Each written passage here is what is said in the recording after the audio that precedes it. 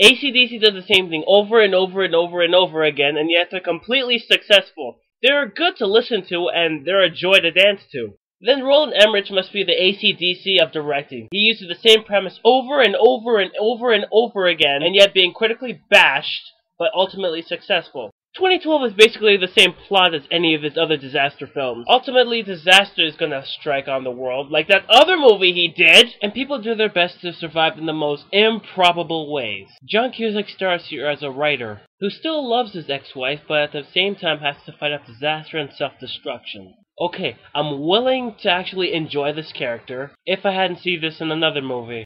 While 1408 was a good yet creepy movie, 2012 is nothing but visual effects with little to no plot whatsoever. In fact, look at the plots from his other movies. All the same. A disaster is shown at the beginning of the movie, an introduction to many characters that will have little to no development. Disaster goes near the character, the government gets involved but makes it worse, things are destroyed, some characters die, and after a major disaster, everything's okay again. 2012 is the same like any other Roland movies, except more implausible. Floods, earthquakes, every disaster happens every 5 minutes, so that the characters would go to safety in huge arcs that people built in order to keep away from a flood. Now hold on a minute. First of all, very original. Second, are you telling me that there are people who knew that there was going to be a huge disaster and decided to build huge arcs? That's even more implausible than a green lizard terrorizing a city. Oh wait. 2012 is like Speed Racer. It tries hard to be nothing but visual effects and eye candy, but in the end your brain starts to hurt and you don't even know if you're watching a movie or not. The movie is one word.